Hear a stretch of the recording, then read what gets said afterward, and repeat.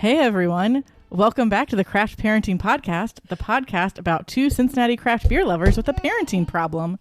Thank you so much for being here. My name is Caroline Ludwig, and I have hijacked the show this week. And with me is not my husband, but my good friends, Hillary and Katie. Hello. Hello. You might have to get a little bit closer to the mic. Closer to the mic. Yeah. I didn't want So to shout. today we have taken over the podcast so we can talk about motherhood and how life is going. We have 3 different stages of, I guess technically 4 different stages of kids between the 3 of us. Yep. And everybody's story is different. And there's the baby here. So if we start doing baby talk, it's because we're looking at the baby. Say hi. Say hi, Kens. I so cute. Nom nom plain. Wouldn't it be funny if her first word was hi?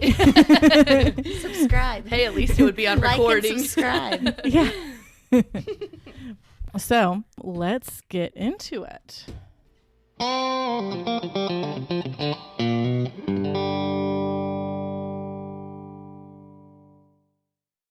So the first thing that we do on the show is we will talk about what we are drinking. And we all have adult beverages, but they are all very different.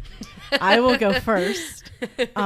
So I am drinking a Stolen Identity, which is a Chardonnay from California. They didn't give me a description on the bottle, so I'm not going to read that. But it's from Heddlesburg, California, and it is 13.8% ABV. And it's a pretty tasty Chardonnay. Awesome. So Katie, what are you drinking? I have a vanilla cold brew from Starbucks. Still nursing, so not drinking too much just yet. I mean, you got to head home too, so. Yes. And I'm drinking it's the toasted vanilla oat milk shake up, espresso shake up. It's like you newer should have drink. got that for me. It's good. It's so good. So one of my friends suggested this to me because I normally get like a white mocha latte. Woo! You want to go back to mommy? Sorry. You're wiggly. I know. You're so big compared to my baby. She's used to There we go. There we go. She's so cute. So big. So big. So big. Oh, she's so cute. Oh my goodness. But yeah, and then so I got Katie the cold brew because that's what she was thinking about. But it's you should have known better. You should have been like, hey, you're gonna like this. Ooh. I got mine caffeinated the other day. I told you this, a venti caffeinated one because I hadn't had caffeine forever, and I stayed up till 3 a.m. just with my eyes wide open, and then of course the baby woke up at 3, and then it was a mess. So yeah, That's awful when you're nursing right as you fall asleep or like close after. That's. And how do you stay awake during it? I mean, it's like, it was a struggle. Say we bonk heads sometimes. We did a lot of like, hey, you have to stay up with me so I do not fall asleep while holding this child. Does that work? Well, Did that work? It did. I mean, occasionally I know of people who put stuff up on the TV, but we never did that. The TV distracts her. Yeah. Yeah. We don't have one in our room. I triple feed, so that's kind of easier sometimes because I woke up and I was like, I nursed her for like a second, and then I told Steven to go make a bottle. So, like, triple feed's like you breastfeed, and you formula feed, and you pump. And, of course, I'm terrible about... Every time? You're supposed to, but I'm really bad about pumping when I'm supposed to. So my supply goes like a roller coaster. It's bad news. Like, keeping my supply up is really tricky, and so... But I was terrible about that, too. yeah. They're like, you're supposed to pump 8 times a day or something like that, and I'm like, I can get like 3 times on a good day. I'm like 3 times. Woo! I did it. Like it's bad news, but No, I mean being a teacher and trying to pump is really hard. I don't know. And I don't know how you like, do it. luckily, I have a lot of support, which I know a lot of people don't. But even then, like once you can tell when I have a stressful week because my supply gets so low. Yeah. And so we've had to give her a bottle of formula. It was right during that Similac recall, and it was the first week we ever gave her formula, and I was like, "Oh, this is fine. She's just gonna die from one bottle of formula." Like, This is what I get for going back to work. What right? what are you giving her? What if you don't mind? Or do you still give her? Similac. No, with okay. the Infamil version of it. Oh, okay. Which I but think is what we they give out only- at the hospital. But we only, so I did it to like build my supply back up, and then that happened, and now we've gone through that supply because she went through a growth spurt. So now she's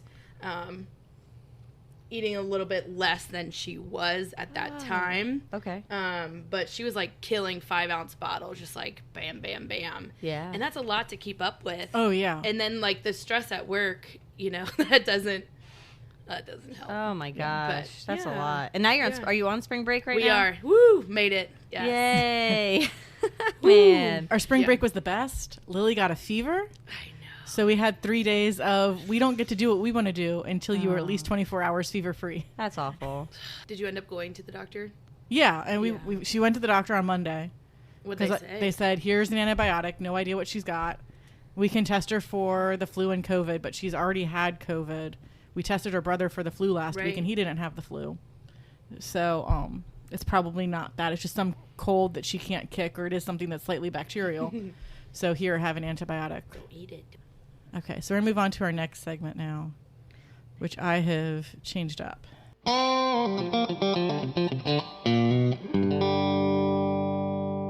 So now it is time for What's Bugging Caroline, usually in children's TV, but today we're just going to talk about, because we're talking about mom-centric things. I wanted to talk more about mom-centric things that drive me bonkers. And today we're going to talk about like Pinterest and Instagram mom shaming, where you show like this super easy craft that's 30 supplies. I'm going to take a gallon-sized Ziploc bag. I'm going to take off all of the decorations that are on the bag. I'm going to draw the human digestive system on the bag. And then I'm going to throw some beans in the bag with some glycerin or whatever it is that you put in them. And so now my kid can like trace this little bean through the human digestive system because I it's saw so that one. cute. I did see that And one. I'm like, that's going to take me like 5 hours. And the kid will be interested in it for like maybe 5 minutes. Oh, that's welcome to teaching. Yeah. So I have it for parenting now, and I have it for teaching. So it's like, oh, look at this super awesome teacher. She did all of this. And you're like, oh. And then now, like, being a mom, I'm like, I definitely don't have time What do you mean? this. You're not going to sort all of your students into Hogwarts houses and have them If I do had a things based on sorting their hat, Hogwarts house I would each be year? cool. Yeah. Which you need to tell Katie how to figure out where, because she said Pottermore doesn't exist anymore, Yeah. and she doesn't It know does what house not. she doesn't know what house she's. Well, supposed to be in. Pottermore should I did a couple still. of them, and I am Griffin. What was the other one? Puff. Hufflepuff. Yep. Yeah, I'm that's a good Griffin mix. Puff. You're a Griffin Puff. Oh man, there's a strange You man can in be our two? basement. Look who's here. Do you know this man? She's gonna be like, Dada. One eternity later. Okay, so Yeah, Yeah. no, I always Mom get off. shaming. I always get off the subject. Sorry. it's fine. Like, because my friend posted a video and it was like the first craft looked cute. Mm-hmm. It was a wooden box that had holes in it for popsicle sticks, and you color coded the popsicle sticks, and it had a rainbow. And so you like put the popsicle sticks in the right color for the rainbow, and then she's like, who the hell has time for this stuff? And I'm like, girl, like, don't worry about it. Like the first one seems really cool. Like, just like take a box, draw something on it in Sharpie, put popsicle stick markers in it, and then have the kids color it. Yeah. Because that's what the kids are going to enjoy more than, oh, hey, look, I made this thing for you. Right. Like Lily's favorite phrase right now is, no, I do. Nice. Yep. And so And like, that's good. I was gonna say. I was taking the baby locks that broke on our cabinets off because they're useless now. So let's take them off and we'll put on new ones. And so as I'm trying to get it off, she's like, no, I help. And so she's like trying to use a putty knife to scrape off the old baby lock, and it's getting nowhere, but she thinks she's doing something. So I'm like, sweet, okay, that's good. And we Right. pulled it off, and I put on the new baby lock, which now she can't open the cabinet. And I saw this pride of like her helping me take the thing off. And then I saw wait, what have I done? Now I can't get into my favorite cabinet anymore. But them getting to do stuff with you is really Yeah. where the joy is. All I want to do, because my kiddo isn't grasping yet, she's only 3 months old, is do that thing where you tie the balloons to their hands and their feet. Oh my And I'm goodness, that so- would be adorable. All I want to do is do that, and I keep like forgetting to do it. I'm like, by the time I remember to do it, she's gonna be like old enough to be like, why are we doing this? Like, so I want to do that, but that's like the top thing on my list is like if I can get to the dollar store and buy me 4 balloons and do it, I want to do that. But I feel like that's the other thing too, is like we already have plenty of stuff at your house, but they're always like, hey, go get this and go get this and go get this. And like just 20 easy steps. right? 3 hours later, I'm pulling my hair out. And like you said, it's and even again from a teaching standpoint, parenting and teaching go hand in hand, as you know, Hill, a lot. And it's just the more you do it together, the better it is. If I'm just like, here, do this, and it takes like 5 seconds, like they're like, what's the point? But like you said, help me color this. Yeah. And then we have this game that we can keep playing and you can switch it up. The more versatile, the better, because why waste all that time and resources for one 5-second thing that they probably won't come back to? But if they help with it, then they're more likely to pull it back out. Yeah. When if you're like, oh, here, let's make this ornament together where I have cut out all of the pieces and all that you have to do is put them in these specific spots that I tell you to put them in. Okay, your kid's not going to remember that, but they're going to remember, oh, I helped mommy cut out all of these pieces and I got to put them wherever I wanted. It wasn't a like, yes, this has to look perfect for my Instagram page. Right. It was, I got to do this with my own 2 hands. Yeah, if I've learned anything with birth to 3 population, like they don't even have the motor skills yet to do any of those crafts that you're talking about. So like all my crafts that I did with the birth to 3 population was like, can they pat it down? Awesome, that's what we're doing today. Like it's I do most of it, and then they just have to do like one step, or like they're doing a chore with the parent or whatever. Like if I can integrate some kind of chore, that's like the name of the game. I always say, I say toddler help is best help, in sarcasm, of course. But like if you can, but like toddler help is like they always want to help, and toddler help is very unique in that, in that it's not helpful. It's not helpful, but it's helpful. But it's important. It's important to their development. It's not helpful to you in the least, but yeah. Well, and like I think we probably like waited a little long to like have Lily help us clean the table or like clean herself up. Lily's finally Lily's at the point now that where if I'm like, here, wash yourself, like clean yourself up. If I hand her a baby wipe, she does a really decent job of washing her hands and her face. We're like, maybe I have to like dab at her face a little bit to get some spare peanut butter. But otherwise it's like, yeah, you wash your own hands and now you can go run and play. Versus now I have to like hold you down to the ground so I can clean you before you start running away. I had an occupational therapist tell me that to have the toddler do the very last part of the routine. So like you wipe so instead of having the kiddo wipe the table off, you wipe the table off, but you give them a paper towel to dry the table off. And I was like, that's a really good idea. Oh, nice. Like so that way they're not having to do like the wet part and make it more messy. Like they're just doing the part that's really, really easy by drying the table off with a paper towel. And I'm like, I like that idea. And there was one more thing I was thinking about with that when you're talking about Lily washing her hands, but I'll come back to it. I'll think of it. So, but no, that's what I was gonna tell you. Yeah. I was like, Teller is such a my dog. I was like, he's 5 years old, and I always tell him he's useless. But I tell him that because he's got lots of really cool tricks, except for the fact that none of them are helpful. And so the only thing that's been helpful recently is I've been like, go take that to Dad, and he can take a toy to Steven to like entertain himself. So like that's the only thing that's useful. Is I'm like, the only thing that is useful to me is you wearing yourself out. So like that, but that's it. I'm like, gosh, I even tried to teach him to like get me a diaper. I was gonna say, I thought you taught him to get you a diaper. And like he can, but like there's no, again, it's very useless because my diapers are right there next to the diaper changing area. There's no point in him getting me a diaper at this point. Like I'm just like, you were such a toddler. You're such a toddler help right now. Like I don't understand. But anyway, go ahead. So yeah, stop shaming moms for not doing Pinterest, quote unquote, Pinterest or Instagram worthy crafts. Everything is Pinterest or Instagram worthy.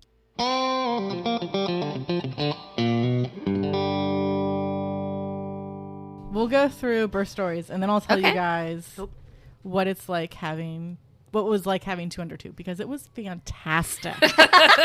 Easy. 10 out of 10 recommend. Are we going to let Katie go first with her birth story? I figure we go in birth order. I'll be real Sure. quick because we've covered most of them on the story. So Lily is about 2.5 years old now. I was induced the day before my due date because I had high blood pressure. And they're like, well, your due date's tomorrow, so you're just going to have a kid tomorrow. When they broke my waters, they're like, oh, there's a little bit of meconium here. It should be fine. Like, nothing to worry about. Now I know lots of things to worry about. Thank you. Mm-hmm. But it wouldn't have, you don't know. It wouldn't have made a difference. And that's like my big saving grace is that, like, at this point, she was safer inside of me at that point than out. So it's like things could not get any worse for her at that point. Yeah. So like trying to do like some kind of bigger intervention method would have just caused more issues with my recovery and stuff. So about 5 minutes after she was born, she's whisked away to the NICU. We had only had, like, we told family, like, we're going to be the only ones at the hospital. Like, we will let you know when the kid is born and like what their name is and when you guys can come visit. But otherwise, like, just you guys stay away until we tell you to come. So it was me and Joe. And you weren't expecting her to have to go to the NICU, We weren't expecting right? her to go to the NICU. And Joe's kind of like looking at me like, what do I do? Because like he can tell that I'm a hot mess. And I'm like, you go with the kid. Right. Like you need to make sure that someone is with her. One, that they don't baby swap her, because that is the thing that you freak out about after you have a kid, that at one point they're going to get out of your sight and it's not going to be your kid that you get back. And two, that she's okay. Right. Because You she can't be there, so I somebody can't needs to be there, and she Yeah. literally can't say any words yet about what she wants, so you have to be the one that can make those decisions. Right. So then I'm like calling my mom, sobbing on the phone, like, because I'm like, I need someone. Like, we're furiously texting each other through Hangouts. You were only allowed to have Joe there for her birth. We could have had more people. Oh, there. you could have. We But could they have. didn't know. Right. We could have packed the delivery room if we wanted to. Well, but not I that. don't want to but do that. 'Cause I it was- needed it to was have my before mom. COVID. I needed to have my mom there. Like, thank God for But my your mom is a baby nurse. Yeah, she's a mother baby Yeah. nurse. Thank God. But anyway, go ahead. So we're furiously texting over Hangouts because there's zero service. So everything that we're doing is via the Wi-Fi. And I'm like, I don't know what to do. Like, as I'm still like legs in the air, like getting like Were recovering. you texting from while birth. they were like? Probably. Oh well, yeah. And you have a And- very nice epidural. A blur. Not for that birth. Like it was a decent epidural. It was a one shot. The anesthesiologist was like, she got there like a half hour or 45 minutes after I wanted her to get there. And the whole time she's like, I would have been here sooner. The person before you was not listening to me. It took me 3 tries to get her. And I'm like, I will literally do whatever you want me to do. And she's like, and the guy who had the shift before me did not prep the cart at all. So I had zero supplies. So I had to go run and get supplies so I could come back to you. Don't tell me that. And also, I think this is like, so we've all had epidurals. I had an epidural because I had a C-section, so I didn't want an epidural. I know you wanted to have. I had a partial one, and I will hold on to that partial epidural until the day that I die. Hey, that's fine. But here's the thing: if you really wanted, what kills me is when people say like my epidural didn't work and I wanted it to. That kills me because I'm like, if you have a C-section, you can't have an epidural that like partially works. Like you need to have one that's like they put it all in there. So like, that was a girl. So she did a good job. Like I could not feel anything from the waist down. Like Isn't it kind of terrifying? it was a little terrifying, and it was like it was confusing because she's like, okay, I need you to use like these muscles to push, and I'm like, I have no connection between those muscles right now because I can't feel anything. okay, so I have a funny one for my epidural. Can I tell it? Yeah. I know I'm like interrupting your birth story, but I wasn't going to tell this part, and I just thought it was so funny. So I didn't want to have an epidural, and they come in and they give it to me because, you know, I had to have a C-section, emergency C-section or whatever. I was like, can I hold your arms to my nurse? Because Stephen was sitting down. They didn't want him to pass out, I guess. And she goes, sure. And so like I'm gripping this nurse's arm. And she's like, maybe a little less. And I'm like, I'm so surprised by that. I'm so sorry. And I took my fingers off of her, and later on I looked at her arms and they're all like bruised up to heck. And I felt terrible. And like I told my husband, I was like, you know, what's going on? And he was like, best anesthesiologist in the country right here is doing your epidural. And the guy flat nothing. He didn't even get the joke. I was like, No. great. You don't want them to get the joke. You want them to be super chill. Well, and he was, but then he asked me, do you feel it left, right, or center? And I was like, I didn't think I had to study. Like I was like,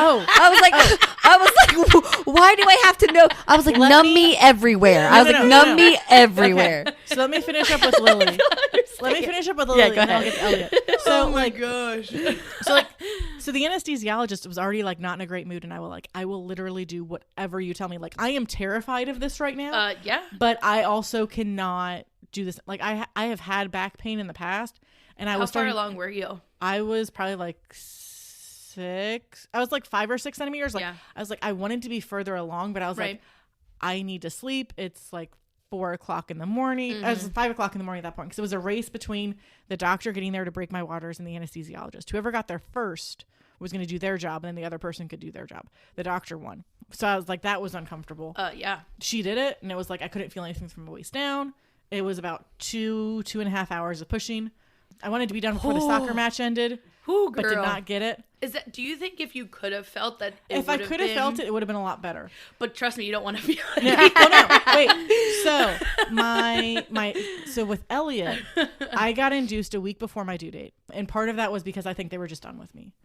So I was a hot mess because Lily spent 16 days in the NICU. Yeah. And I was terrified that Yeah, was I going to can happen to understand. Elliot.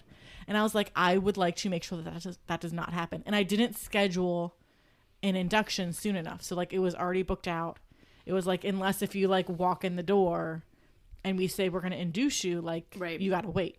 So on the drive to work, because both of them it was my last day in the office, was when I went in to get induced. And of course, and I didn't do a last day in the office. It was like I was there for like 2 or 3 hours and I left and I was like, peace out. Good luck. I luck didn't for, close like, 3 anything months. up, but I didn't close everything up, but I closed up most of it. Here you go. Don't call me. And I had almost gotten into an accident on the way to work and just had like a super panic attack. And like, I can bring myself down from panic attack, but I'm like, nothing that I'm doing is working. I was checking my blood pressure. My blood pressure was super high. I'm like, I am a ball of nerves. Right. And they're like, come in, we'll do a non-stress test at the doctor's office in Western Hills.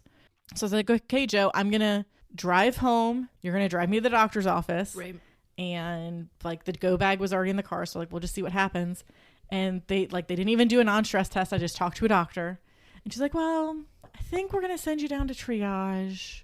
Maybe we'll do the non-stress test there. I'll call the doctor on call and we'll see we'll see what he wants to do. Because of course, like the only male doctor is the one that's there. I'm like, well, whatever. He's a nice guy. Okay. I hadn't even made, because like my first doctor that delivered was a girl. And I was like, okay, this is super awesome. I hadn't even made it to the van, like walk, because Joe wasn't allowed to go upstairs with me. Because he couldn't, like they had just made when I was going in for my postnatal checkup for Elliot, was when they made the announcement that you could finally bring a person with you to every doctor's visit. Because it was just like me on the phone with Joe for all of our doctor's visits. Remind me of what month this was. So this was February February, 2021. Okay. I couldn't remember if it was February or March. Okay. And so like I get to the van and I answer the phone and if I'm like, hey, what's up? And then she's like, it's the doctor that I just met with. And she's like, so Dr. Sherman decided that he's going to induce you when you get there. And I'm like, sweet. Okay. So like, sweet. I don't have to worry about that. But I tested positive for group B strep this time around. Yeah, I think because I wasn't in the pool the whole time. And I'm allergic. Whoop whoop chlorine. And because you can't HIPAA yourself, I am allergic to amoxicillin, which is their drug of choice if you have group B strep. Oh. Which is a one bag and done. I can do that if you want me vomiting the entire contents of my stomach for the next 6 hours. Jeez. So What'd I have they to give do you? something completely different. I have no idea. No. Did it work? It worked, I guess, because I was Elliot's gonna fine. say, You don't really have a way to know that it works. But so we get there. That's hard. That's hard. that They need don't to bring pump me you into full of triage, antibiotics. Ugh. which I'm like, oh, this is weird. Because they're like, oh, we're just going to put you in a room. So you went right into labor and delivery? we waited in the little waiting room there with how another lady long? who's super pregnant eating a sandwich. And I'm like, oh, damn it. We stopped at Wendy's on the way and I got some fries, but she was like eating a sub like it was the last thing that she was ever going to do. And I'm The like, Last Supper. Well, yeah. this is probably what I should have been doing. Yeah. But I also was like a super ball of nerves. So I Right. wasn't You hungry. can't eat then. So we go back to a room. They hook me up for an IV because I'm like, yeah, we're going to need that for the meds. And they're like, well, since you can't do amoxicillin, you get meds.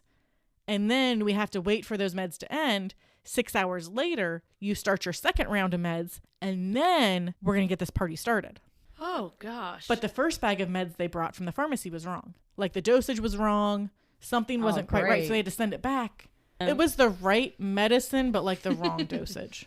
And then and then they started my Pitocin, but it was like super low Pitocin. Yeah. With Lily, when I had Pitocin, Pitocin's the devil. it I didn't get a Pitocin, it was which I'm not glad.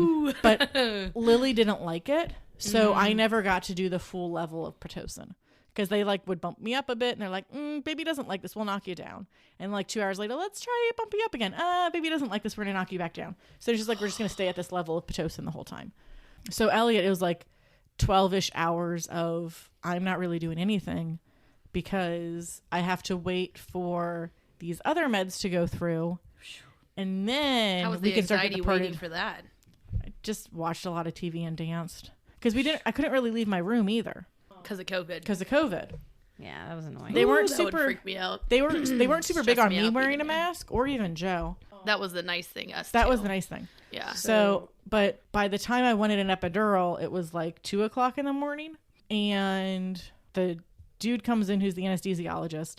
We end up talking to him. I don't know. No, we hadn't talked to him for a little bit. He came in. He's got us all prepped, I hold on to Joe and I'm just staring Joe in the eyes and I'm like, okay, let's do this. Like I've done this before. I can do this again. Right. And he's like, okay, make sure you tell me left, right, or center. And so like I'm holding on to I Joe. didn't get asked that. Really? Well, because No. they want to know where the needle's going, which is like super crazy to It's think like about. numb me everywhere. Just Well, get it all. It's literally where the needle's going because they want it I to go know. down the center of I your know. spine. I'm just and teasing. so I'm braced, I'm ready, and I'm like, okay, let's do this. It took one try with Lily. This guy doesn't seem as stressed as that lady was. This is gonna be great. And he's like, okay, tell me left, right, or center. And I'm like, right. And he's like, okay, let me back out and we'll try this again. So it's like, okay, take some breaths. Ooh. Get it going again. This is one dude. The first lady was fine. And then we're like, we'll do this again. Okay. And he's like, are you fine? And I'm like, yeah, I'm fine. Let's just get this done with because I Right. would like to not be in pain anymore. And he's like, okay, tell me left, right, or center. I'm like, And you're in the middle of contractions. I'm in the middle of too. contractions You're too. like, And I'm like, and it's like, you literally cannot move. yeah, And I'm you like, could be paralyzed. right. No right, pressure. Right. And he's like, okay, I'm gonna have to call somebody in. And now this is where my nurse was a saving grace. Because he's like, so there's one guy that I want to bring in, but I'm pretty sure he's in the middle of a surgery right now. And like my nurse was at my shoulder and I could tell that like she was texting like the whole time we were doing this. And she's like, oh no, he's out. He's on his way. He'll be here in 5 minutes. So like she had been furiously texting the other guy. Like she could tell that something wasn't quite up. And so the other guy, because like the young guy was like, when I say young guy, I think he was like the oldest person in the room by like 3 years. But he was like, do you have like small spaces? Like, did you have issues with your first one? And I'm like, no, like literally one and done for my first epidural. Like I have together, no dude. explanation as to why this is happening. If you were giving birth, you would understand how crucial this is. So with the second guy that came in, it was literally one and done. Like he was like, tell me left, right, or center. And I was like totally ready to tell him left, right, or center. And I was just like center. And he's like, okay, sweet, I'm done. I'm like, what? Okay. And then it's like, oh, I get that nice warm tingly feeling, but I can still feel contractions as far as pressure goes. So I can tell when I'm having contractions, but I can't feel them. So this time I slept for like an hour and I woke up and I was like, something's up. And I was like, hey, I'm gonna hit the help button. And the nurse came in and I'm like, hey, can we just check me again? And she's like, you're like at 9.5 centimeters. And I'm like, sweet. Okay. That's what I thought. And she's like, let me know when you feel like you have to poop. Isn't that the weirdest thing? Like you don't know until you like are in that moment. Because she was like, because like with Lily, I couldn't feel anything. Like I had no idea what was going on from my hips down. But with Elliot, I could feel pressure. And so I was like, hey, Joe, we're going to call the nurse again. Because like this is like getting super intense. Like I would like to start to push. And so she's like, okay, you're like almost 10 centimeters. Let me call the doctor. I'll have him come in and we'll see what's going on. So he comes in and he checks me. He's like, how long did you push with Lily? And I was like, 2.5 hours. And he's like, okay, sweet. I'm going to run to the nurse's station and grab a cup of coffee. Can I have one too? I'm like, yeah, can I have one too? And like, we'll get you all set up and we'll start push. And I think he was there for like the first push or two. And he's like, yeah, I'm going to go grab a cup of coffee and then I'll be back. And like, she is like furiously texting me, like texting him while she has like my foot on her shoulder. And Joe has my other foot, like getting, like telling the doctor to like get in here. And so they're like, okay, stop pushing. And I'm like, I'm going to do my best, but y'all need to hurry up because they're like furiously prepping the cart because they had not like prepped themselves completely. Why? I Each know. birth is different. I was like, sorry, I think I'm we're- not a doctor. I'm no. not a he nurse, but- almost left labor and delivery to go get coffee. But I pushed for 20 minutes and Elliot was out. Now I had to take a pause because the umbilical cord was wrapped around his neck. So he had to like undo that. And then I had an Elliot. Nice. And I was like, we get to keep him? We get to keep him? Yeah. I don't. What? And then they're sending us home when he's not even 48 hours old. We're like, what is this shenanigans? They're like, oh, you've had a baby before. Like, you guys got this. You guys are second-time parents. We're like, we brought home a 16-day-old child. That Just is not a newborn. Use the whole amount of time that you get from your insurance, BTW. If you get, Well, there was a snowstorm coming through. So we didn't necessarily want to get stuck at the hospital either. I guess I don't know. But- we use as much as we could because Yeah, like use as much time as insurance will allow you. All right, Veda May, born at 36 weeks and 4 days after a failed induction due to intrauterine growth restriction, meaning she was really, really tiny because something in my uterus was restricting her size. I also had gestational hypertension. Which is fun because I had that too. Yeah, so high blood pressure for no other reason than you are pregnant and you have high blood pressure, which sucks. Yeah. Body had, changes. I had 3 rounds of oral Cytotec to induce me, and I felt no contractions. So lucky, I guess. It can be a lucky thing, except for then they said she's not doing well, and her heart rate dipped, and I had to go in for a C-section. And like I said, I did not want... Katie knows I wanted to have a natural birth and didn't get the chance, and it was very upsetting. And so they had natural, I should say... Unmedicated. Yeah. And I ended up having to have all the medication because I didn't feel contractions, but turned out she was not tolerating the oral Cytotec that I was being given. So then they did my epidural, and I thought it was this my funny part of my epidural was I went in, if you could say funny, I went in for it, and they started injecting it, and like you said, you could feel it kind of going down your back. And I said, "What are you injecting me with?" And he goes, "Lidocaine." And I was like, "Okay, that doesn't feel like enough. That doesn't seem like enough to like." Cut me open, and then and so I was like, okay, and they were like, well, don't worry, we'll make sure that you can't feel anything. I was like, okay, good. And if I wasn't gonna be feeling contractions, I didn't want to feel them cutting into me. So I said, now what are you injecting into me? And he's like, lidocaine. And I was like, that doesn't feel like enough. I was like, that doesn't seem like enough medication to cut someone open. And they were like, no, it's fine. And it was frustrating because they didn't tell me kind of what was happening. Like there was things that they were doing, like they were putting in a catheter, and I was like, could you tell me that you're doing that? And they were like, oh yeah, we're putting in a catheter. And I was like, y'all. So like I'm surprised about like I was super informed about everything that they were doing, and I don't know. Part of it just depends on your nurse, the nurses and the shift. Well, and they were low because of vaccine mandates and some different things. I think they were just low staffed, but at the same time, and it was in a rush, like because they needed to get her out. So like there were some things that happened. I feel like because they were in a rush, and because I didn't get the doctor I wanted, so it was just a random doctor, and she was great, but like come to find out, like the anesthesiologist came in later, and she was like, we flopped your uterus out onto your stomach, and I was like. Looked at him and she was like, I'm sorry, we gently placed your uterus out onto your stomach. And I was like, yeah, for real. So then they had to cut me open more to put it back in, which I thought was crazy. So I have this huge scar. Did you have it clear so you could see what was going on? No, which I don't know if they let you do that. Just because it was so fast. Because, I think part of maybe it's because they're so fast, and part of it, I feel like they try really hard to probably gauge you before they decide whether or not they do that. Pass out, I guess. Because the biggest problem that they're going to have is like, well, if dad passed out while we're working on mom, they let him. Mom passes out. They didn't let him do the epidural, but they let him. I said, Steven, stand up and take pictures. I don't understand why they didn't let you do the epidural because. Oh, I'll show you the pictures. They had him stand up and look at, and he took pictures of it all, and I was like, sweet. I'm glad they let you do that, but they didn't let you see the epidural. I'm so confused. They literally told Joe like, here is the chair that the doctor normally sits in. Like, you're going to stay right here. And you are going to be her support. Yeah, well, but see, and C-section is so a lot of it just depends on the nurses. And I was so mad they didn't let my mom come back because she's the mother baby nurse. And when they took V out, they didn't even let me do a delayed cord clamping. I know that's what you wanted. wanted. So the only 45 seconds, and they said she's lethargic, and they cut the cord and they took her over to the side table. They let Steven tell me she was a girl, and they took her over to the side table. He was sitting next to me. My mom wasn't in the room, and they gave her the vitamin K, the eye ointment, and they gave her hepatitis B vaccine. Why they did that, I have no idea why they needed to give her a vaccine right away whenever she was lethargic and not responding well, but they gave her the vaccine. That's not what we wanted, so they did that without our consent. And I'm sorry, like I'm gonna dog Good Sam a little bit because there was some things that happened that just should not have happened on top of this vaccine, giving the vaccine without my consent.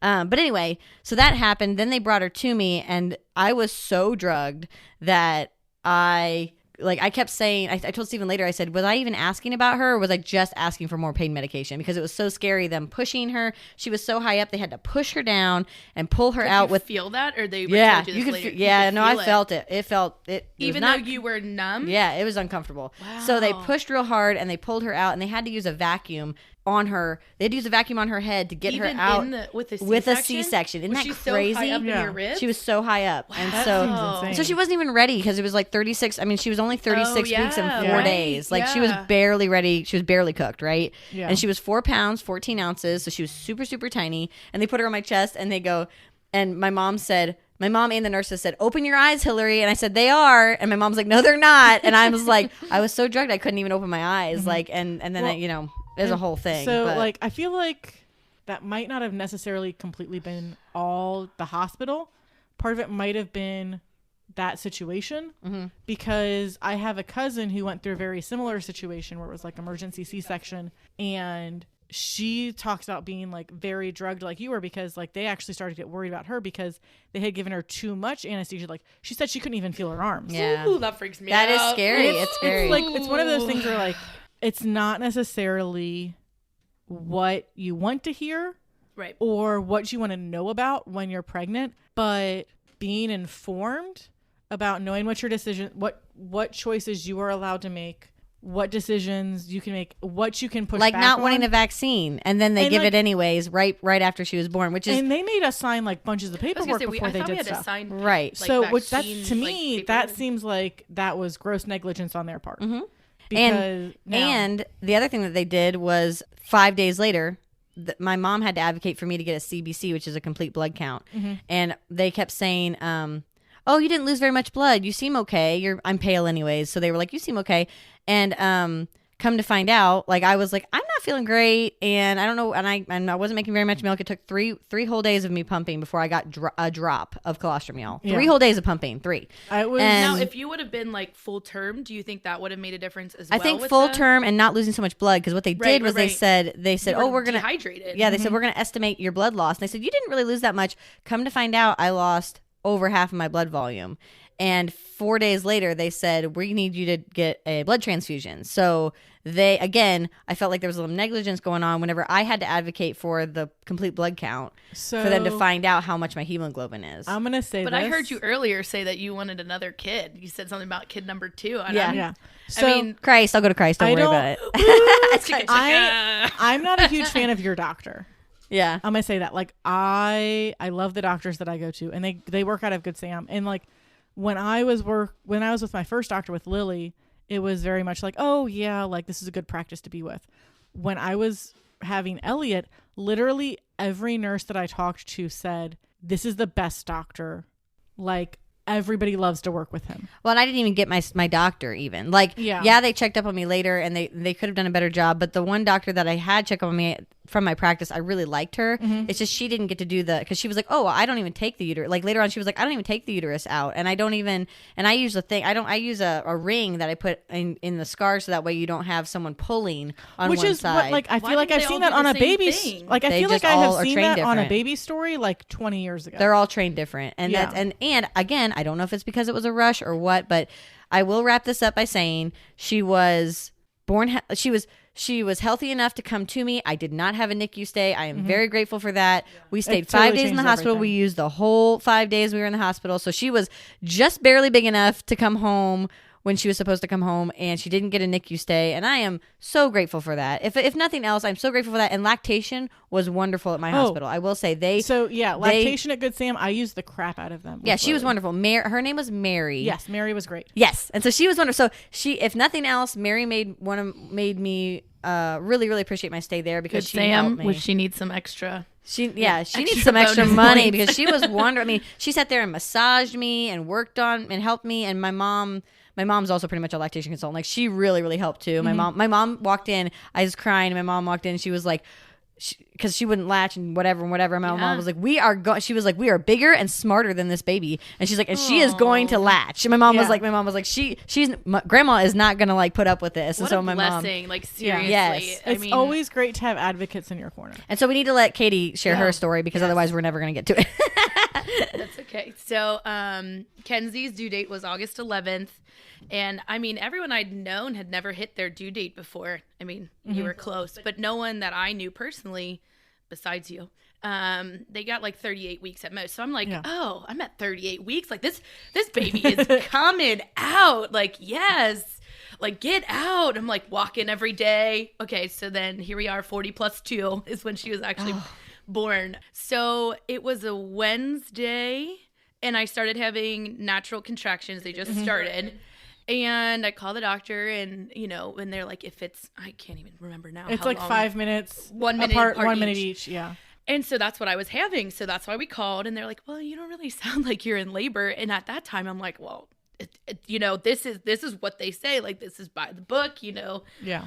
And they're like, no, you don't really sound like you're in labor. And so we hung up. I'm like, Mark, what does it mean to sound like you're now? I know what it means to sound like you're in labor. And so it finally was just progressing, same amount, but they were getting more intense. And so like Hillary tried, I wanted to do an unmedicated birth. Mm-hmm. I have poor side effects to medicines I've never had before. So that always made me nervous because if I had the epidural, I didn't know what the reaction was going to be. Yeah. And sometimes for me, it can be really bad. So I was worried that I'd be trying to take care of a newborn and myself. And so they said, let's go to the doctor or let's go to the hospital. So we put everything in the car, got ready to go. And I got put into triage. Mm-hmm. And even nurse was like, triage is where dreams go to die. Because she was like, you're probably not going to get taken. And so when we got to the hospital, my contractions had stopped. Oh, well, because that's the thing too. It's like once you change your environment, it's because it's like animals can control like where they give birth, and like if a dog is in a situation where it's like I don't like this, they will stop, go somewhere else, and then they will resume. So like people will go to the hospital with like super contractions and get there and they're like, oh, my contractions stopped because your body's just like, I don't like this. Right. Like, which is what happened to you. They almost told you to send you home, right? Yeah. So, and then and that's what I was fully expecting. I'm like, oh, she's going to send us home. And she was like, are you ready to have a baby? And I was like, yeah. Because you're so far along. Right. But I thought for sure, like, they stopped. I was only, I think, a centimeter. So I'm like, there's no way that they're going to be like, yeah, let's have a baby. So I think I like physically recoiled because I'm like, well, yeah, I'm ready to have like get out. But I was expecting not to. So we get to the room, they start back up, and then they stop again. Mm-hmm. And so it ends up being, we got to the hospital around 4 a.m. and it was 5 o'clock at night. And she was like, okay, so I know I was at Christ and they were incredible. Communication was amazing. They knew I wanted an unmedicated birth. And so she said, if you truly want an unmedicated birth, our advice would be to go home. But this was Thursday night. And she's like, I was getting induced on Sunday. Mm-hmm. And I looked at Mark and I was like, we're just going to do this. Like, we could go home and I could have had the unmedicated and I could have done all of that. But I'm like, we're here. I'm ready. Like, she's starting. Well, obviously I didn't know at the time what it was, but the baby's ready. Like, somehow something's getting ready to go. And so I started with Pitocin, and Kenzie was faced the wrong way. So all of my contractions were in my back. Mm-hmm. So I used the shower a lot. And then the natural birthing class at Christ was incredible. All of the tips and the tricks that Mark used, like squeezing my hips through the contractions, putting heat on my back, rubbing my back, like that all super helped. But then she said, you're not dilating because she's not facing the right way. And so I did the laid with a peanut ball, and it felt a lot faster for me. Mark said it took longer, but it felt honestly like 2 contractions later she switched, and then all of my pain was in my front. Mm-hmm. And like I couldn't stand up and I couldn't crouch down, and the shower didn't help, and there was just like nothing that was helping. Mm-hmm. I'm like, I would have rather just kept it in my back. Like I was swaying, I was standing up at that time. Like it was nice because I felt like I was kind of in control. Well, then it got so bad that I was starting to dry heave, because now it's like, it's a lot of pain. It was like they now say that like women's period cramps are about the same as a men's heart attack, and it's like, or anyone's heart attack. Don't genderify heart attacks. No, we do have to genderify heart attacks though, because women's heart attacks are completely different than men's heart attacks. Women's heart attacks are like men's colds. Because like the symptoms are different. You're making me die on my coffee. As far as like chest pain and like arm pain, like that doesn't happen as much with women as other stuff does. I will say really quickly, I didn't have any contraction pain, so I can't like tell you guys how that was. But after save this for a couple years until you no, I will never. I'll have a C-section again, because they told they told me I could only have a C-section again, with just some factors, and it's like, that's fine. Just because I think VBACs are scary. Like I don't want to have like a rupture. But anyways, also they told me like a small inlet and different things. Yeah. But I will say, if you ever have a C-section, if you ever worried about C-section, the pain that's the worst, and no one tells you, is gas pain. So they fill you they open you up and you have gas pain in your abdomen, and there's no way to get rid of it except for to like get up and walk, and it does feel like you're having a heart attack. It shoots up your arm, and I couldn't, like, I panicked in the bed. I was like, it hurts so bad, and I was like, gas pain doesn't sound painful. It is so painful, and meds don't touch it. So I will say, I can't even imagine. 'Cause, warn like, you. normal gas hurts. Yeah, but it's up in like in your like in your cavity. Well, like there So was it's like, with but anyway. Elliot, there was something I was having issues with, and I was like, this doesn't quite feel right or something. Like after he was born, and the nurse was like, we'll just give you some gas pills. It's probably just that. And I'm like, I don't think that's what this is. I eventually got Gas pills through don't touch it either. Not for what I had. Yeah. But anyway, Katie was going I was on gonna say, I about her don't remember things. where I am. Yeah, I know. She was. Where was I at? She. Oh, she so took it her was, on the wrong it way. was about, I was 7 centimeters, and nothing was happening. So she turned her, and then I had the cramps in the front, or not the cramps, the contractions in the front, and then I was dry heaving, and I couldn't stand anymore. And then that's when my nurse was amazing. Her name was Julie. I tried to send them gifts, but with COVID, you weren't allowed to send anything in. And so I'm hoping now that I can like sneak in, because they were amazing. You can. We got gifts for our people, but maybe Carice is different. I don't. Yeah. Go ahead. Yeah. And I even tried to email it, and Huh. anyways. Yeah. So she was like, okay, well, first time moms can end up pushing for 2 to 3 hours. And I was like, there is no way that I can do this. And I wasn't even like reached 10 centimeters yet. So I was like, no, And so they told me my options. And like I said, their communication was impeccable. Like, I was not afraid at all. And they even gave me a minute to talk to Mark if I wanted to. And obviously Mark's like, you're the one going through this. Like, this is final say for you. And so I decided to get a partial epidural. And like I said, I'll hold on to that because I wanted the unmedicated so bad. Did they call it a walking? Did they call it a walking epidural? So No. I don't think that they do walking epidurals No. anymore. Okay. So what was really nice is that, honestly, I was so tired because I was up it started Wednesday morning at 4 a.m. And then it was like, it's Thursday now at 4 a.m. and I didn't sleep at all. Yeah, and that's one of the reasons. Like with Lily, I was like, I need an epidural because it's 4 o'clock in I the need morning, to sleep and eat. and I got to sleep for 3.5 hours. They did let me eat. They were like, Good. you need to eat something because if you're going to do this induction. So it was the best meal. It was grilled cheese with bacon. And that was also the first meal after her too, was a grilled cheese with bacon. Nice. But so I said, okay, like just explain to me. And honestly, she didn't ask me front or right, left, center. Literally the needle went in and I don't remember anything else because I was finally able to relax, and I passed out for like an hour or so.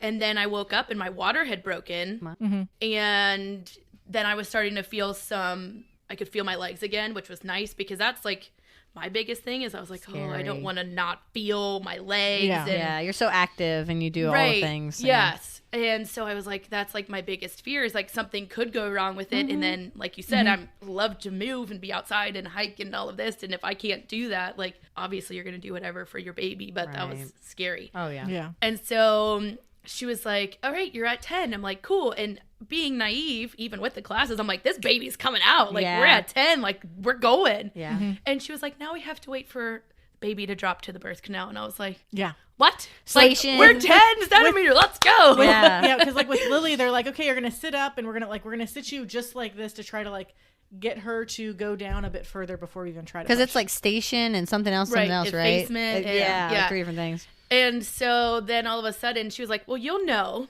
And I'm like, Mark, how am I going to know? Like, all I just feel is pressure. they tell you that a lot. Like you'll know, and you're like, especially as the first time mom, you're like, Yeah. what? And then like, especially like as a second time mom, I'm like, oh yeah, like I totally get what you meant. Right. And Like, so I knew. she dropped, and apparently I looked at Mark and he was like, your eyes were as big as saucers. And she was like, something's happening. Yeah. And so the doctor came in and she was like, okay, well, you're ready to push. Well, that part right there was it's a completely different pain than the contraction pain. And the epidural had worn off by now, which I kind of, it was extremely painful, but I could Yeah. also feel my body. So I could push And that more was the benefit with efficiently Elliot. Yeah. because I could feel. And so Mark has one leg and the nurse has the other leg. By the way, she also had my camera out and was taking pictures during all Nice. of this. None of them were even blurry, side note. And the like labor and delivery nurses are a different breed of awesome. they are. They truly are. And so anyways, I'm like pushing and they're like, oh, they're so close. And they pulled the mirror down so I could see it. And every time I'm like, there is nothing. There's like, I see nothing. Yeah. And they're like, oh, it's so close again. And I'm like, And you said, Well, no, and I said, you're full of shit. "Thank you." Okay. If you know Katie, and most of viewers maybe don't, she wouldn't say shit if she had a mouthful. And then she told me this part of the story, and I thought that's hilarious. I was like, yeah. that's. Well, you see nothing. Like when you're like, they're like, don't breathe. And so you're like just focusing. They're like, chin down, hold here, do this. And so you're like doing all of this to like get this child out. you didn't have to experience this. Like with Lily. No, I didn't. That's fine. It's okay. It's okay. Like literally, they yelled at me if I breathed out at the wrong time. Mm-hmm. Like I never got yelled at. If I was Come to Christ's side. come to Christ, Come to Jesus. Come to Christ. If I was breathing, they're like, hold your breath and push, and like I would start to breathe out a little bit, and they're like, stop it. And I'm like, because like they had to remind me to like focus on what I was doing. Yeah. And it was like, because I'd like start to breathe out. I'm like, no, you hold that in until this contraction's through, and then we'll talk about. And to be breathing fair, again. like I said, I'm gonna have a C-section for my next one if I have it because I just We could have because some natural first contractions, couldn't you? Like I before you But, like, actually. why? So what? No, No, I mean like. no, I didn't have any contractions. No, I'm talking about like for the next kid, you totally could So, have like what you wanna contractions do- before Well, yeah, I you are could, induced. but like, so what my mother-in-law did with her her first kid was Hold on, can I just finish sorry, this? yeah, let her finish it. Let her I'm finish. so close. I know. So, I literally yelled at the doctor, like, you're full of shit. Because they were like, oh, I see favorite. hair, I see this. And I was like, no. Well, then the pictures afterward, like, she definitely just weren't was at the right very angle. close to Yeah. coming out. And so it took me 38 minutes to push her out. I don't know how, unless you have an epidural, that you sit there for that long. Because, like right now, I'm like squeezing my legs because it's that much pain. And that's the thing, I couldn't feel anything, so it didn't matter. Yes. Yeah. No, it wouldn't matter if you couldn't feel it. But if you did feel it, you would hurry that process along. So she came out and Mark got to announce that it was a girl. And then they checked her and did all that. And then they put her on my chest. And the first thing I see is, so in my family, we have the pouty bottom lip. Like all of my nephews have it. It like instantly when they're sad, it pops out. Mark's family does not have it. And they put her on my chest, and I see these long, beautiful eyelashes, which are like Mark's. And then she has a curled lip, and I was like, oh, like that's my baby. So Wow. And how much did she weigh? she was, oh man, you're gonna put me on the spot. 12 seconds later. 7 pounds, 1 ounce. 7 pounds, 1 ounce. Technically 707. Okay. But- And she was. Do you remember how long? I don't know if they measured her right. They said she was 18 inches. Okay. But when we went to the next appointment, then she was 19 inches. And that next appointment is like The day later. Yeah. or right. whatever. So Well, so little babies are really hard to measure. oh yeah, I mean she's still wiggling like And- crazy. And like but- I knew that Elliot was long because even when he was like finagling the cord out from around his neck, I could feel something in my ribs, and it was Elliot's feet Oh my gosh. because How he long was still was he? kicking me. He was like 22 inches ish. Oh He was- wow. He was like 21 or 22 inches. Yeah, How both long of our was kids he? were long. I think she. I think he was 17, and I always thought that she was really long. But he was so tiny. It was like she that's was long so though little. for her being. Well, I like, thought so too. 36. Because whenever we started to like go up to sizes with like clothes, I was like Yeah. the first thing She ca- outgrew was him. she It's the she feet. outgrew how It's the feet that long they she outgrow was. first. Yeah, she Yeah. was like. I don't know. It was funny because whenever she outgrew her preemie outfit, it was so sad. I actually took her and like how you take a pillow and you like put it in the pillowcase and you like shush it down, like you shush it down, get like shake it down, like We did that with our favorite outfits the for the last kids. yeah, the I last know. outfit, the last preemie outfit. I was like, she's so cute, and I like put her in it, and then I just kind of like took the like, collar of it. And I was like, get in the outfit. And, like, I was like, I guess this is the last time you're wearing this. Like, I was. Yeah. We did that with Elliot a few times because like with Lily it was like okay we know we're gonna have another kid, but with Elliot we're like you are our baby, like we can't let you get bigger than this. But no, so what you are gonna be, so my mother-in-law first kid was vaginally, second kid was an emergency C-section that was a horror story. Everyone always shares those ones. And she had tried to push for like an hour and he could not fit, so they had to like pull him out of her birth canal to then take her out to take him out. And I am very grateful. Can't they measure your birth canal? Or am Well, I yeah, like stupid? No, that's because it's all your hips. And My it's your mom kid's said head that they and shoulders used and to, stuff. but then my doctor said I was crying, and the doctor that was going to do this was like, "Don't worry, this doesn't ruin your chances for a VBAC in the future." And I'm like, I'm just upset that I can't have my unmedicated birth like I wanted. And so then after, it's complete opposite of what you wanted, which is a hard thing to go through. And especially when it's like an emergency, it's not even like you have time to think about it. Yeah. And be like, okay, I can process this because you're probably already being like wheeled into the room, like ready to go. Your husband's gonna stay with you the whole time, and I was like, that's bullcrap. And of course, like they were like took him away, and I was like 10 minutes because he had to get gowned up. Yeah. But I was like, you can't tell me he's gonna be with me the whole time and then take him away like that. Like I obviously knew that was gonna happen, but like because I did my research. But no, so she said, and then afterwards she came up and she told my mom and Steven that I would not be a good candidate for a VBAC because of when she was in there, she could see that the pelvic inlet was too small, and she said even at V's size, it would have been hard to get her through, and so I probably would have had to have a C-section anyway. And I was like, thank God I didn't have to have a C-section after like 32 hours of labor, like which is basically what Joe's mom had to do. So for her third kid, which was like 7-ish years later, she like was walking into the hospital, like her hair done, her full face of makeup, like ready to go, and they're like, "Oh yeah, because you're here for like a scheduled C-section." She's like, "Oh yeah, like I can like do my face and stuff." And I'm like, priorities are not in the same place as like where mine would be for a situation like that. But it's like, I mean, look nice. So it's, I mean, if you know what's going on, do you know what's gonna happen? Girl, you do you. I mean, I brought makeup and that shit did not get done. know. Like and it, like with the second kid, same. Didn't care.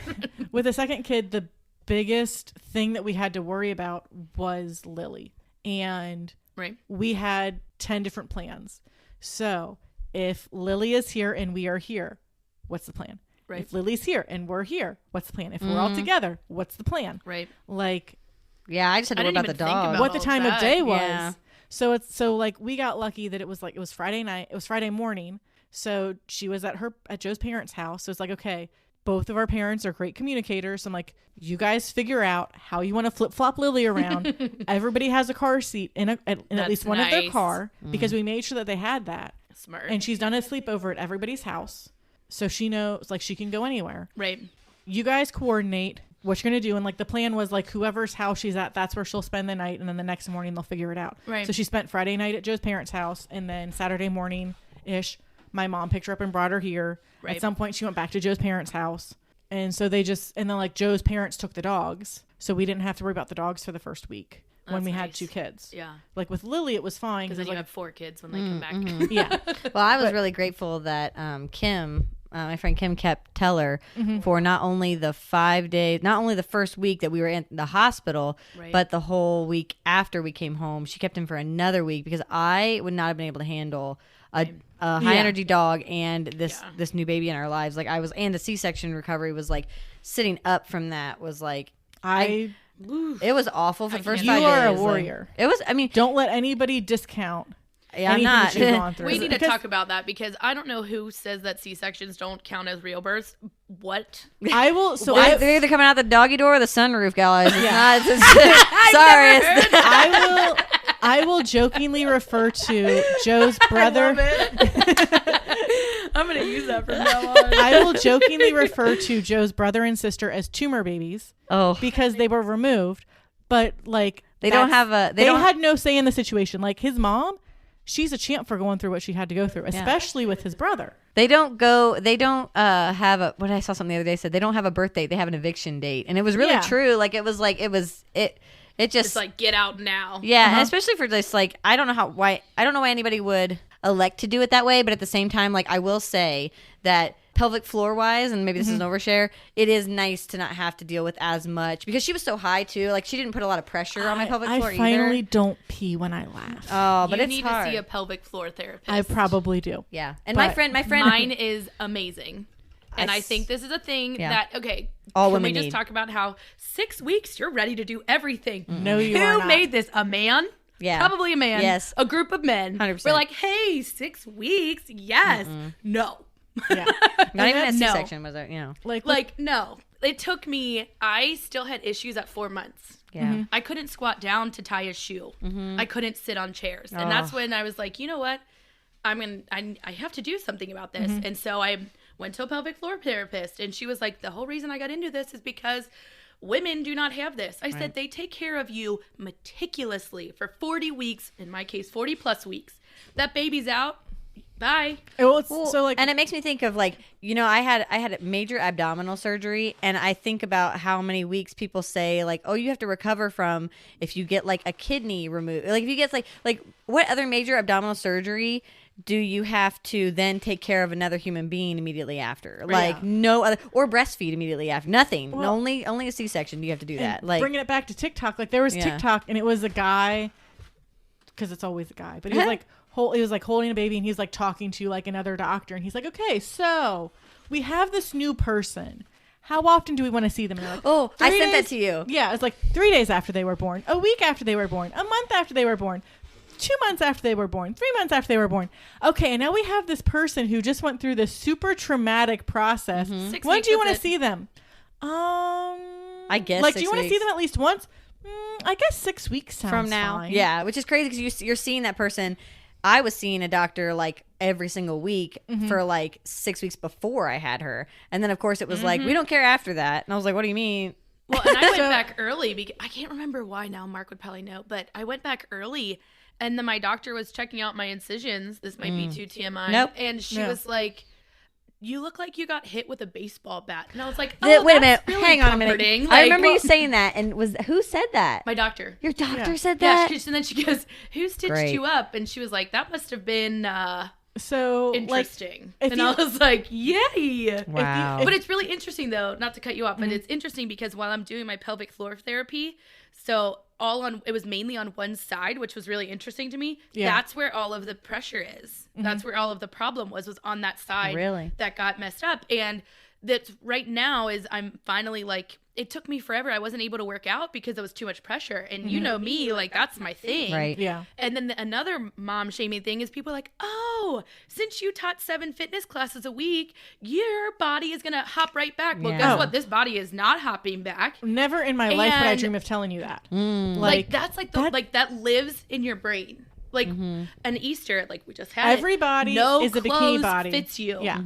Every time I have to get dressed up to go somewhere, I just cry. Oh. I just cry. I cry because nothing fits. You're like, I'm supposed to be out of maternity clothes. She's 8 months. You want to know what I wore to Easter this year? A maternity dress. Because 1, it's super cute, and 2, it's one of like 4 dresses that fit. Yeah. Yeah, and it's that like crazy? no one talks about that.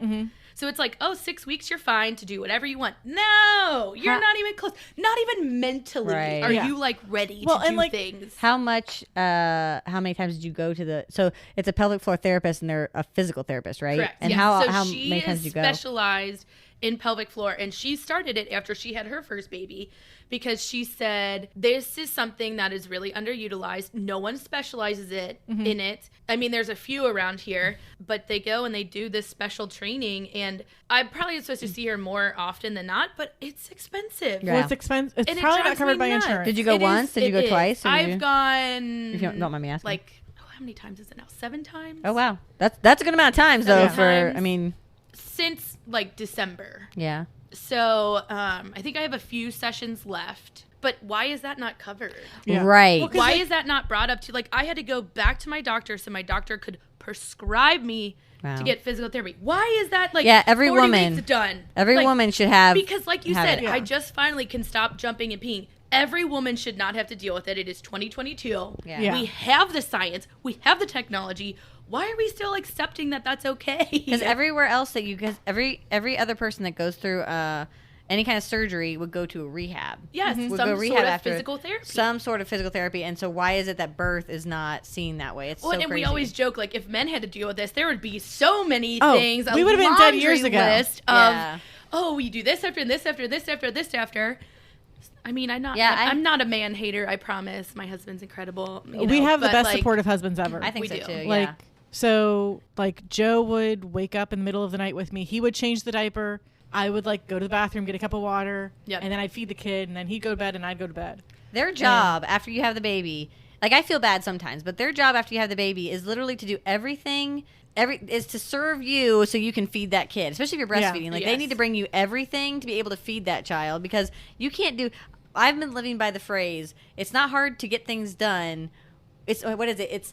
It's not hard to get things. It's not hard to take care of a newborn. It's hard to do anything else while taking care of a newborn. That is the phrase of my life right now. the Like, house, Yeah. the dishes, the yeah, you can't. They need to do everything else that they can't do. Like you can't do. You Well, can't. You can feed the kid.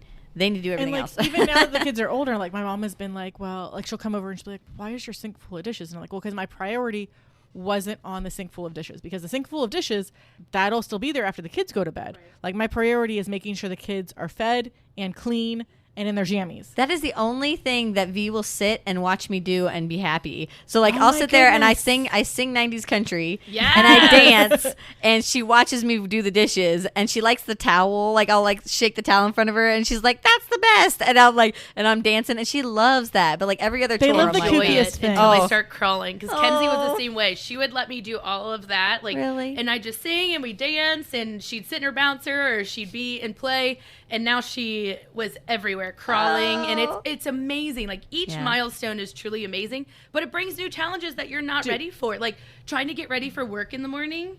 Like she would used to sit in the bouncer and watch TV. Mark and I could eat breakfast, Yeah. and we would get ready and go. Yeah. Well, now she's rolling over. She doesn't have it now. A couple weeks ago, she's rolling over and like trying to crawl in the bouncer, which that's not safe. Right. Yeah. So then we had to figure out how to keep her entertained Yep. and get ourselves ready and lunches made and this Aw. and Yeah. then, like I said, it's awesome because she's crawling and she's more interactive and all of that. But it brings new challenges. When did she roll? Right before I went back to work, Okay. She was almost 3 months. what? Well, so it's 3 months, almost. Oh my one way or Lord. both ways. One way. Oh, Yeah. my kid's not rolling at all yet, but it is Well, what it it's- is. But so she's everybody's she's like different. 3.5 And, months, like- but she's trying. She's doing the like. When they get stuck, Yeah. she Well, getting stuck she's on like, her she's side. like, I'm on my side, and Yeah. I'm like, well, cool. But like, we've been seeing an occupational therapist because she has. We think maybe she's tongue and lip tied. So I'm maybe doing a revision, and that's like. Well, that's That's the like whole because thing. of you, I made sure, like I asked with Lily like 30 times because she was in the NICU, like Yeah. make sure that everything is good with her to set her up for success. Right. And then with Elliot, like the pediatrician looked him over for like maybe 20 minutes and was like about to walk out the room. And then Joe was the one, fortunately, because like I had bugged him enough about this that he knew to ask, like, hey, can you check for any tongue or lip ties? And she's like, oh, like, why are you asking that? Like, do you have a family history? And he's like, no, our friend's in SLP. So, Right. like, we know the questions to ask for. Well, we asked because Mark has it. Mark Yeah. has a tongue tie. Does he really? And And she's see, like- and that's the thing is like sometimes you can get away with. My supervisor is an SLP, and she's tongue tied, or she thinks she's restricted. It's restricted. I don't know how. Yeah, and that's the thing is Hard, like but- V is like Veda doesn't have like I don't think it's not right at the tip. So it's like Yeah. when you're in the hospital, usually if it's like really right at the tip, they'll be like, yeah, we'll clip that. But like we were like, well, she's moving her tongue pretty good, and maybe she's just not nursing well because I'm not making anything, and maybe she's because Right. she's small or Well, whatever. and it's not like you can know. It's not like, oh, Yeah. this is the answer. And my pediatrician is like, it's a fad. He's like, and I love my pediatrician, but like on this subject, he's like, no. And I'm like, but a lactation, like now almost 2 lactation consultants have told me this. The OT that I've been working with, we've been doing stretches for over a month and a half to just try to get her like loosened up to the point where and she just munches on everything. Like she doesn't, on my breast, she'll munch. It's not so painful, but it's like, it's not great. Wait till those teeth come I in. know. So she'll munch, Quarter and then inch she's scab. right, and so she munches, and she'll also munch on the bottle, and I'm like, she's not sucking. She can't Yeah. hold a pacifier, Oh. and Yeah, so that's. interesting. And I told my pediatrician, I'm like, why? Other Can than you get a second opinion? oh, I'm getting lots of opinions. Trust Okay. me, and I'm going to. And I'm going to see my supervisor tomorrow who's going to evaluate her, hopefully. And I'm going to see another lactation consultant on Thursday. But it's like he wanted to send me to Children's. And I'm like, the thing is, The wait is so There's so long wait list. well, not even that. I can go to Children's, but I know their MO is going to be that's not what's impacting you. Just go to formula. Like that's what I've been told. I've been told you go there and Really?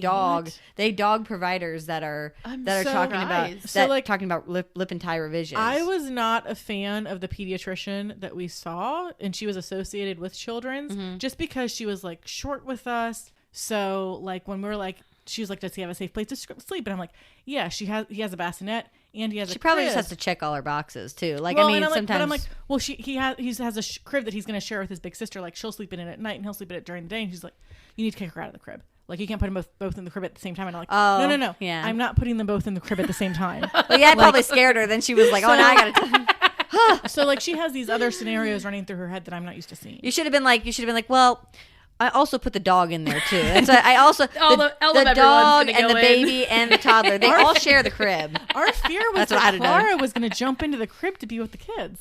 I'm Fortunately, rotten that though. has My not mom, happened. I'm rotten like that. But anyway, But so like, but we like asked about it. She's like, well, I guess I can fix it if you want me to. And I was like, well, yes, please, because we're gonna go home to a snowstorm. She's like, she's like, it's not that bad.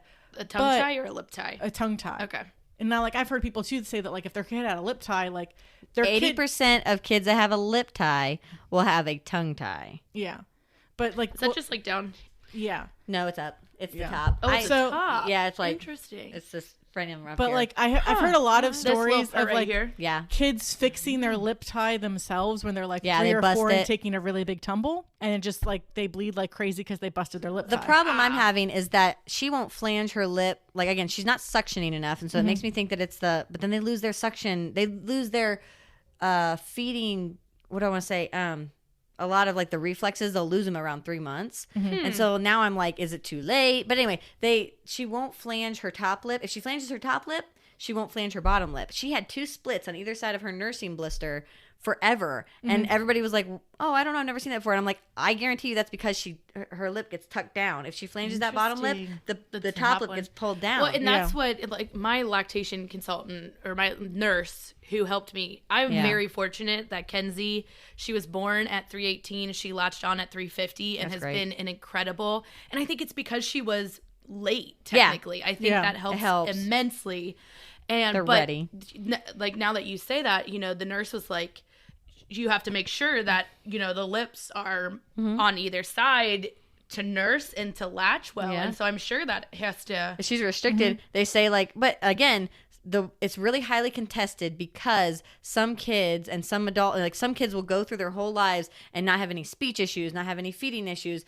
Sometimes they'll have tension headaches, but Yeah. like you can be totally But if restricted she's and not have having any an issues. issue, then obviously You'd isn't this a hope. totally different situation than if Yeah. they're not? Like I if, think if they have a she's- tongue tie and they're eating fine and everything else is fine, then why deal with it? Right. But if there's an issue, I think that, and I'm not even sure that's what's covered by crazy. insurance either. So it's a whole thing. It's a insurance. whole thing, and Yeah. I think it's posterior. So like, there's an anterior tie where like on your tongue, it's real obvious. Like the tip is like tied down to the. is it back more? Hers, I think, is back further, and so it's really hard for me to be like, am I Yeah. advocating for this?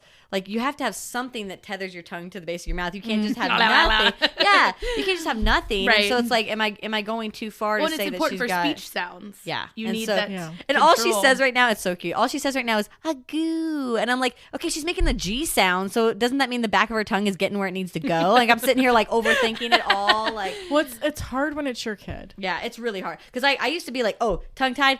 Go to this person. Go to this pediatric dentist and get that revised now. Like I used to tell parents that. Like I'd be like, Yeah. I really think that like they would benefit from a not like go now, but like I think they would benefit from a lip and tongue tie revision. And now that it's my kid, I'm like, I just don't know. I don't want her to be scared of me because you have to do these stretches. People say Oh, like, oh, you have to do these gosh. stretches to like keep it from rehealing. Well, and that's like why we wanted to get Oh my Elliot gosh, I done didn't even think about as Every that. soon as he 4 was at hours, the they say. hospital.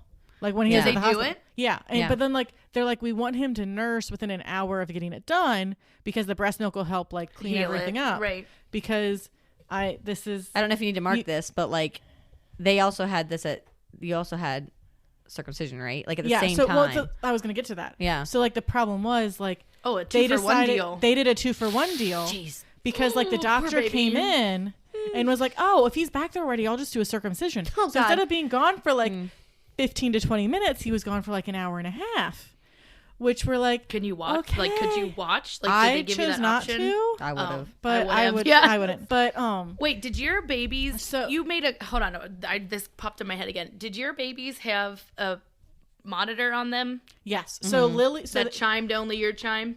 Oh so- no, not like that. no. So what? Because you said you were worried about your baby being switched. So they immediately tagged the kids. I'm gonna say tag because I don't like. Sounds they- like a cow. Yeah, they put Oh, dear. they put an ankle bracelet on the kids Right. as soon as they're born. Right. And with Lily, she had issues getting to the NICU because they forgot to remove the ankle bracelet, or to get her out of the system so they could get her to the NICU. So she actually set the alarms off and almost shut the whole maternity ward down. Okay. So you do Oh. have it then. Yeah. So with Elliot, Because we had that, and then we had one I was that like, chimed. as we were leaving, cool. I'm like, okay, you guys turned off his number, right? So we can go to mom and baby. And they're like, yeah, we did that. It's fine.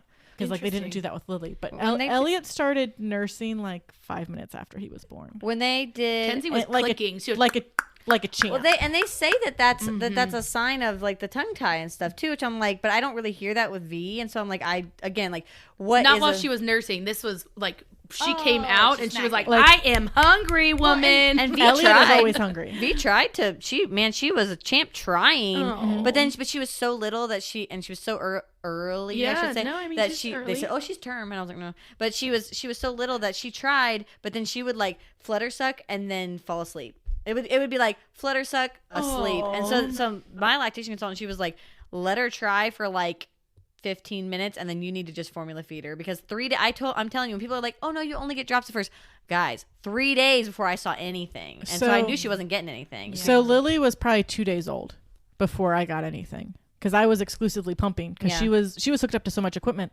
Yeah. I couldn't do anything. And then like that first, so she was born at like 2 p.m. and I didn't pump at all that first day. Maybe I pumped once, but like I did not pump through the night because I was just like, I need to sleep.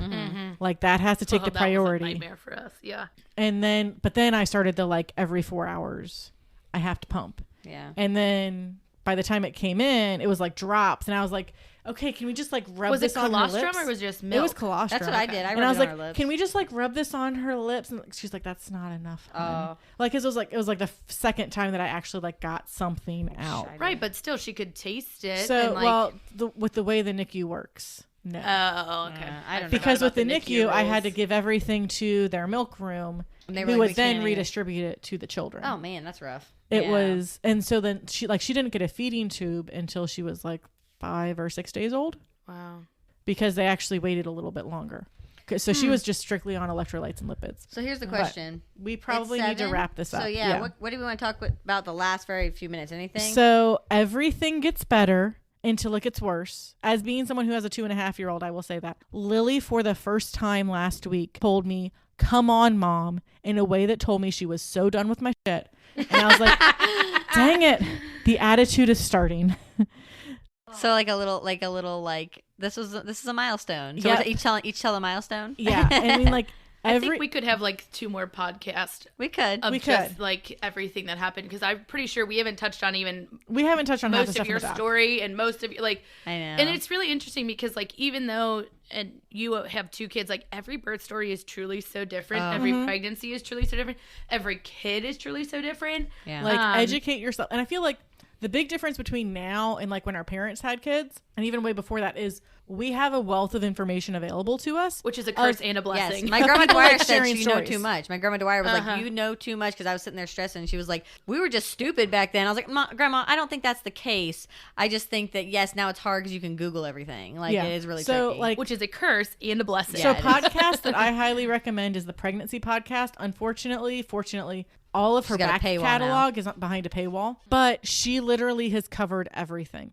Every medication you can be assigned, every situation that you have. So even if like you pay for a short time and just like power through her whole back catalog, I learned a lot just by listening to her. What to expect when you're expecting was not helpful.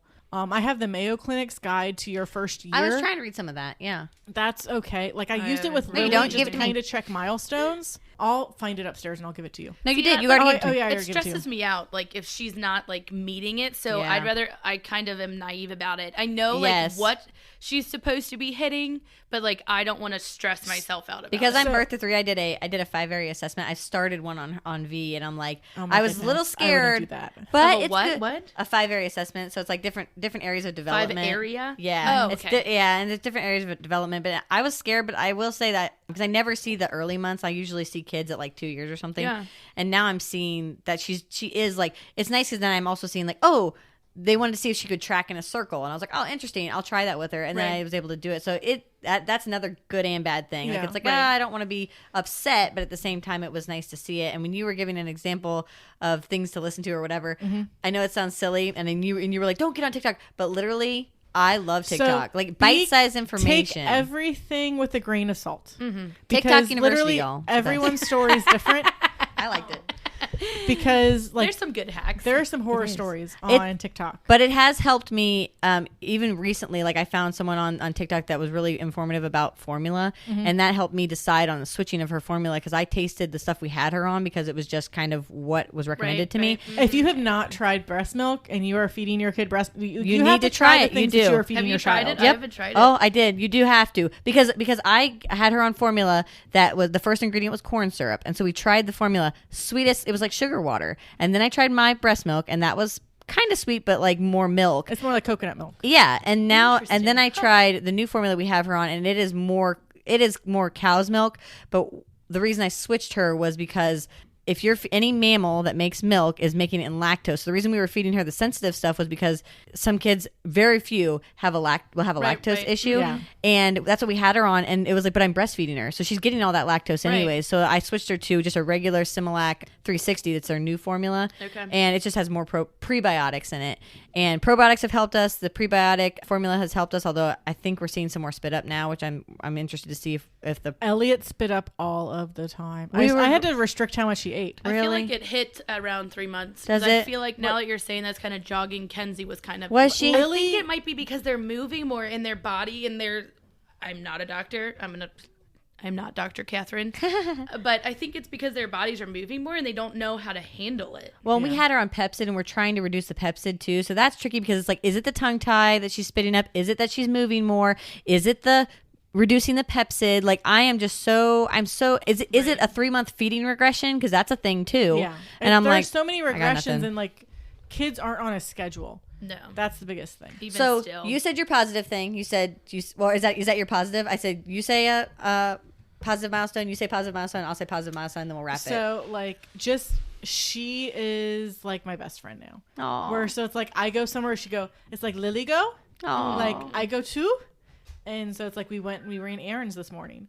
And it was just so mommy fun. and Lily. That's fun. And I took a dog through the grocery store because Lily decided that she's a dog now. Cute. And she was barking as we were running through the grocery store. And it was adorable. Aww. I don't know. I think really each stage truly has a positive. Yeah. I mean, I'm a very positive, optimistic person. Like, even in the worst of things, I try to find a positive. Yeah. But, like, each stage has been truly incredible. I mean, it's hard. Yeah. But, like, when she smiles for the first time, when she rolls over, you get so proud. You didn't do anything, but you're like, oh my gosh, she did it. Or, you know, when she starts to crawl and you have the hard times and you have the times at night, but like each milestone that you hit, it's just, to me, it's more and more beautiful, and it's incredible that she's 8 months old and she already knows all of this stuff. Yeah. You know, like it's just, I don't know. I think it's beautiful. Oh, It's a beautiful and, like we've been saying, the most rewarding and challenging thing. And I just feel so blessed with being able to have her, because I know a lot of people have had infertility issues. Yes. And, you know, and I just feel so blessed that God gave us this beautiful baby girl. And my one big piece that I try to tell parents is like, God gave you this baby. Mm-hmm. He didn't give you this baby. He didn't give you this baby. You are the one that knows this baby the best. Everyone else is trying to help, but sometimes it's overwhelming. And it's not your baby. Yeah. You are the mom that your child needs.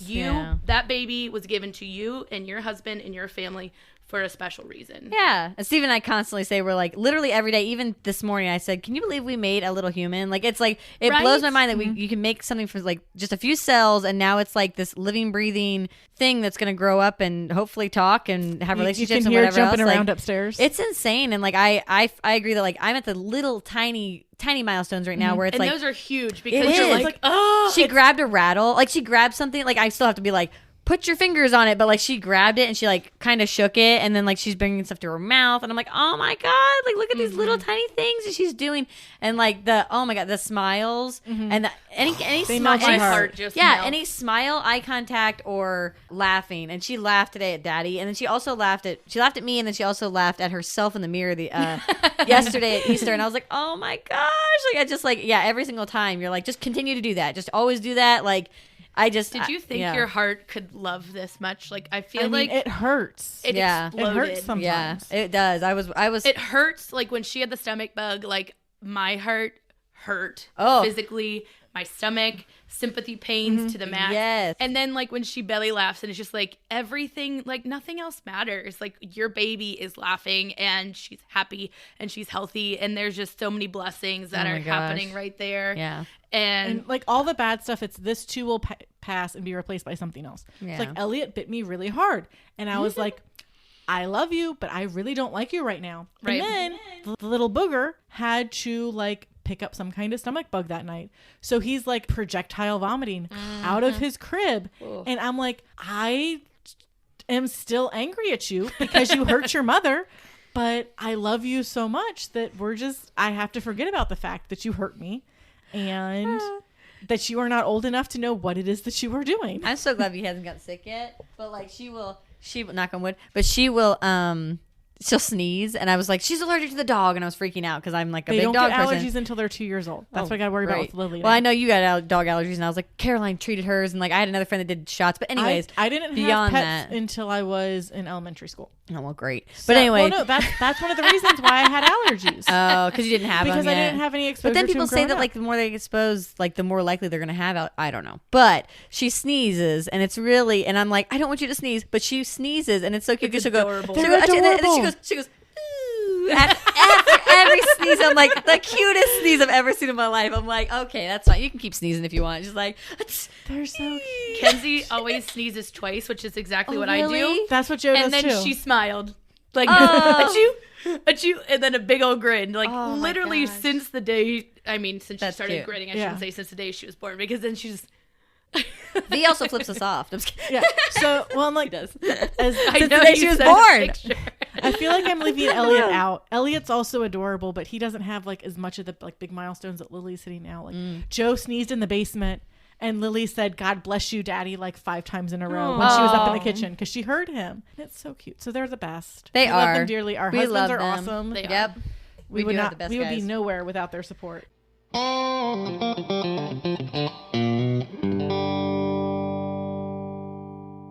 So we're gonna do Joe's dad joke of the week, but I'm taking it over. So this is a mom joke of the week.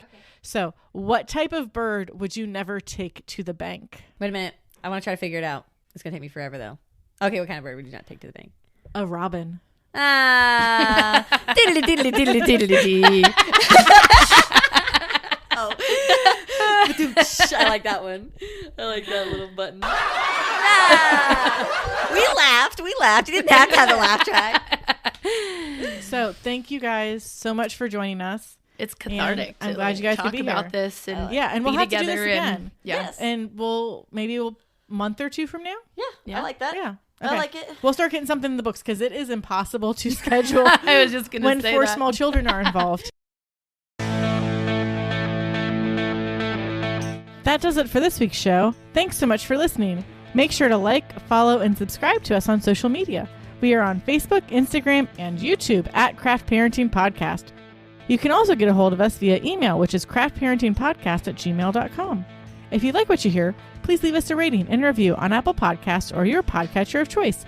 Make sure to share the show. It's what helps our show grow. If you'd like to send us stuff such as fan mail, craft supplies, or sanity, because, especially as moms of children under the age of 3, we definitely need it, we have a P.O. Box. All of this information is available on our website, which is www.craftparentingpodcast.com. That's where we post the show notes, plus some of the stuff that doesn't make it into the show. And with that, I'm Caroline. See you next time on the Craft Parenting Podcast.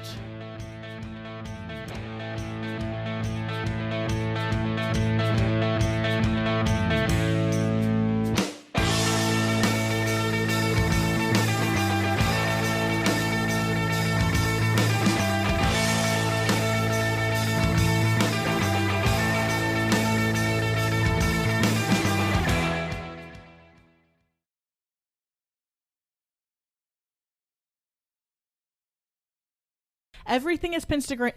Pinstagram. There you go. Everything now. This is intense. This is, and it's fancy. Yeah. I have buttons now. West side, west side. That is awesome. Oh my gosh, that's so funny. And then there's this one. What is this? Some kind of nerd thing? Oh. because that's from a different podcast that we listen to. That's awesome. And so, like, I'll say it to Joe every once in a while. That's And funny. he made it a button. I just like that it's in rainbow order. It's really pretty. Yeah. Well, and like there are people that She's anything like my kid. She's gonna be like, "Daddy's my favorite person." She's like, oh, okay. so Aw. Joe was Lily's favorite Really? after Elliot was born because they did Hi, everything Mark. Bye, Mark. together. Have you seen those videos where the dad saves Oh the kid? my Just, like, gosh. I had a whole video yesterday that I saw of that, and it had like death metal in the background. It seems like, what are you listening to? And I'm like, Dad's saving their children, and it's awesome. Well, it's like, Anyway. yeah, just like dad chilling on the couch, and the kid like starts doing nose diving. He's like, I got him by the diaper.